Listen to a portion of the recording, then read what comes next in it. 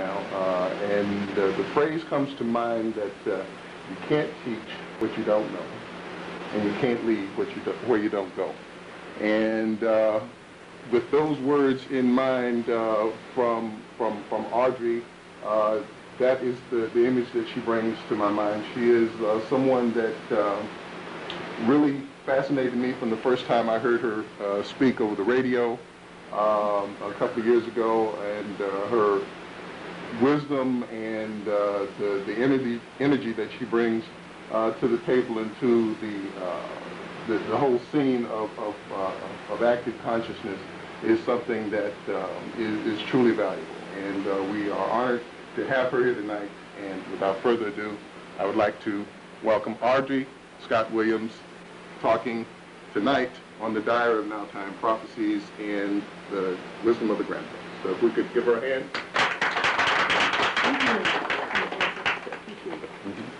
I'm going to grab a flyer because actually when doing a presentation, people may ask me ahead of time what are you going to talk about, and I really honestly don't know.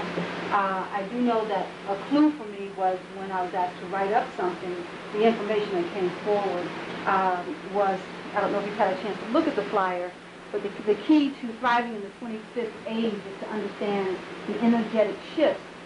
And we'll get into talking about how energy is shifting now. There are some very interesting things that are happening that NASA is letting leak out piece by piece, but I had the tremendous opportunity to work with the scientists out of NASA.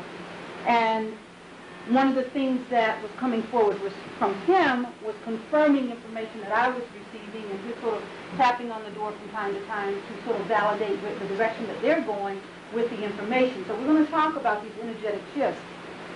And then it says, and effects of depolarization on our psyche. Now, one of the things that's happening in terms of shifting energy right now on the planet, in fact in the universe, is a depolarization of energy. That means that when we look at energy, the way we understand energy in our environment is that energy has a positive and a negative aspect to it. And so no matter how big, in science and in school, they always have these experiments, a little magnet and a great big magnet, and no matter how much you slice it, there's always a positive or a negative side of that energy. Now, the grandmothers always refer to positive and negative aspects of energy as masculine and feminine. All right? That has nothing to do with male and female, but it's important to understand that when I use that language, this is basically what I'm talking about. And the energetic shifts that I'm talking about come about as energy depolarizes. In other words, the ends are moving more towards the middle, making it more and more difficult for us in our own personal understanding of the working of the universe, because things no longer fit into precise ways that we've explained them for hundreds of years. So if this is happening to the planet, and the way we witness this is from, let's take from a planetary standpoint, and I know I'm jumping right into it, but that's the way it happens. So if you need me to stop and shift for a minute, shift a little bit, stop me. Otherwise, I'm just going with the information as it's flowing. I hadn't anticipated it would come this quickly. How we see this in the universe is, number one, what is difficult for scientists, and NASA is spending a tremendous amount of money right now looking at what? The sun. And what is it that they're looking at on the sun? The effect of solar winds or solar flares. They don't understand precisely what is happening, what is creating this phenomena where we get these tremendous flares that just shoot out from the sun. They know that sooner or later these flares are going to have an impact on our environment here on this planet. In fact, it already is in terms of weather patterns and so forth. So this is one way we're seeing this depolarization affecting the universe, because it's destabilizing. The impact of it is destabilizing. The other thing that's interesting is there's a pulsation in the universe. The universe has a rhythm. We have a heartbeat. The earth has a heartbeat. This is measurable. It's not something I'm making up. The universe has its rhythm, has its pulsation, its heartbeat. It's changing. Okay? The earth's pulsation is changing. Another impact of this depolarization. Now, when we look at it on a human level, we begin to look at one of the things that's been predicted over the next 20 years is that the greatest increase in medical problems that we can anticipate is what? Where are we likely to see the greatest amount of money spent in the medical field? DNA? Well, DNA research. Now, a lot is going on in DNA research. How is it affecting people? Think about it. If we're used to working, what balances us is the polarized concept of energy, positive and negative. You know, it keeps us stable. And all of a sudden, that's shifting like this. And there's nothing out here to balance us. Where does that manifest in our bodies? Mentally. One of the greatest increase in disease anticipated over the next 20 years in this country is mental illness. All right? This is how. So what I tried to do is show you just on 3 very brief sweeps what I'm talking about when I talk about the destabilization of energy or depolarization of energy. So when we talk about its effect on our psyche, our emotions, and universal understanding, it can be frightening because where will emotional issues tend to manifest? On very personal levels. In our relationship with ourselves, in our relationship with our families, with our communities, and we can go on out from there. Our nations, the government, the world. So what do we say? Okay, so this is going to be a depressing next 20 years. Oh my goodness, what's going to happen? No. What we can anticipate is that yes, this is happening, but what opportunity is that creating for us? Energetically, what is it really doing to us? Now, let's see.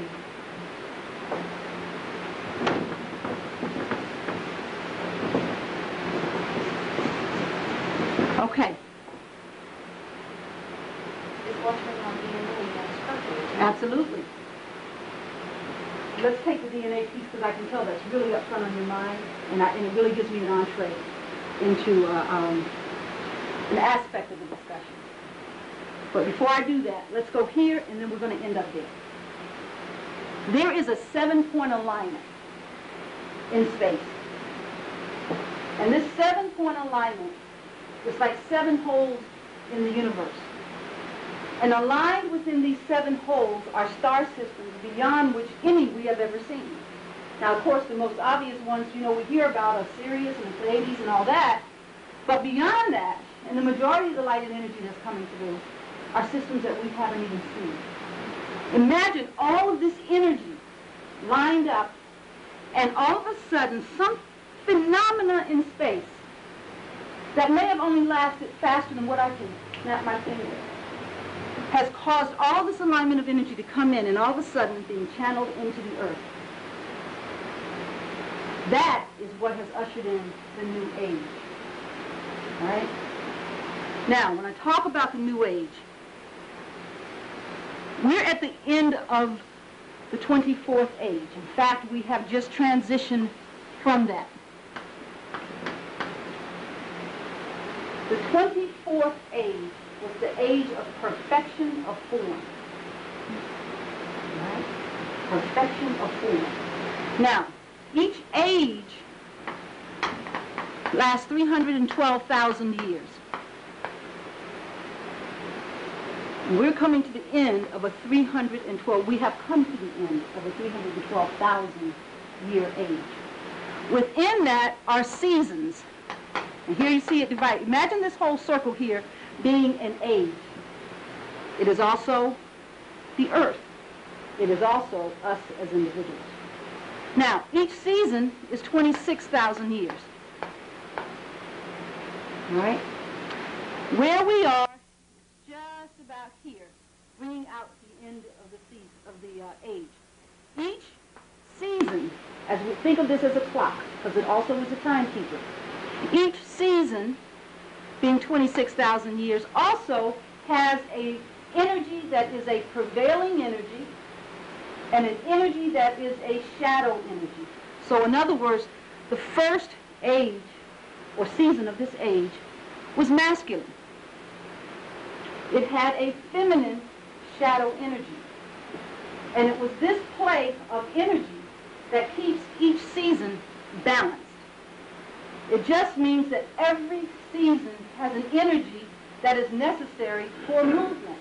The first season of this age was one where the masculine, it was important for the masculine energy, which is a doer energy, for that energy to lead. But what kept it anchored in the universal knowing or universal oneness, a greater understanding of things than what we may be evident to us visually, was the feminine energy, which was the shadow energy, a receiving energy. So the doing was able to do, but at the same time, it was in receivership. So it was doing with that with which it was receiving. And then as we go from the first to the second, we move to where it shifts. The feminine energy becomes the dominant energy, the masculine energy becomes the shadow energy. Again, what was important to that season was to be in receivership first, as the strongest energy, but the masculine had just enough doing to keep us moving forward. But we weren't stepping out, we were being in a position to listen, to receive, to follow the knowing that comes from within. Now, as we've gone around the dial, so to speak, here we find ourselves, let's step back to the 11th season, which was a masculine season with a feminine shadow.